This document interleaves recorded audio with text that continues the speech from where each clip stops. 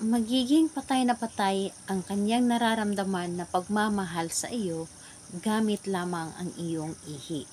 Hello mga guys, kumusta kayo? Panibagong araw, panibagong video na naman tayo. And sa araw na ito ay isa na namang video ang aking ituturo sa inyo na simpleng gabay o simpleng pamamaraan na makakatulong sa atin. At bago ang lahat, gusto ko lang mag-disclaimer sa mga taong hindi naniniwala at hindi gusto ang mga kagaya nitong video. Please skip this video and maghanap kayo ng videos na gustong gusto nyo dahil ang video na ito ay para lamang ito sa mga taong naniniwala and gustong mag-try. Sa lahat po ng mga nagko-comment po dito sa aking video, dito sa loob ng aking channel, mag-ingat sa lahat ng mga nagre-reply sa inyo na dinadala kayo sa kanilang WhatsApp, in-imo app upang makaiwas po tayo sa scam. Ngayon po ituturo ko sa inyo paano siya magiging patay na patay sa sobrang pagmamahal sa inyo. Yung tipong nararamdaman niya yung para bang lagi siyang kinakabahan, lalo na kapag naiisip ka niya.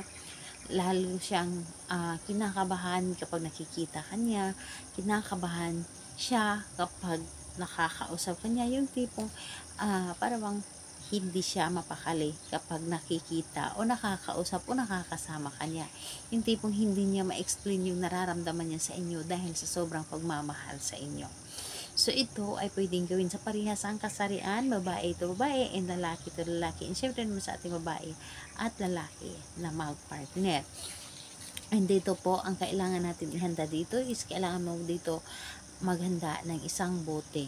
Bote po na mas maganda na babasagin, pero kung wala kayong babasagin, kahit na yun sa mineral water lamang, and dapat po ay may takip yung bote na inyong ihahanda.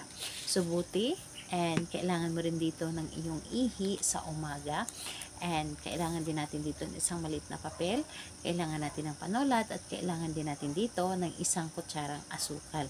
So ang asukal po ay pampatamis sa inyong relasyon. So ayun po. So kapag ready ka na or handa na ang mga bagay na aking naibanggit na ating gagamitin sa paggawa ng isang ritual, isunod mong i-ready ang inyong sarili. Dapat alam mo sa iyong sarili na hindi ka nagdududa sa isang ritual na inyong gagawin. Dapat handa ka and hindi ka dapat nagdududa sa ritual na inyong dapat gawin. And buo po dapat ay inyong tiwala at paniniwala.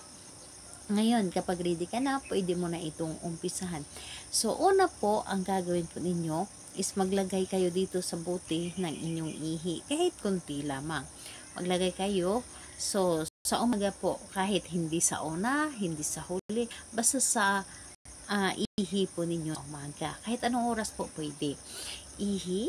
And, ayun po, sulat po ninyo dito sa papel ng 3 ulit ang kanyang pangalan at apelyido. So, kapag naisulat nyo na dito ang kanyang pangalan at apelyido dito sa papel na ito, isunod mo itong ilagay dito sa loob ng bote.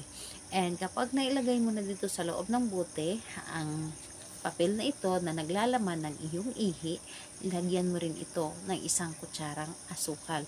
And kapag nailagay mo na ito ng isang kutsarang asukal, ang gagawin mo lamang dito ay bago mo ito takpan, medyo ilagay lamang or idikit lamang kunti sa iyong baba. So, iwag lang dikit na dikit kasi may ihi ito. So, ganun lang. Tapos, sabihin mo dito ang iyong nais. Halimbawa na lamang, magiging patay na patay ng sobra-sobra ang iyong nararamdaman na pagmamahal sa akin. Hindi mo ma-explain o hindi mo gusto na mawala ako sa buhay mo. Gustuhin mo na lagi mong kasama, makakausap o makikita.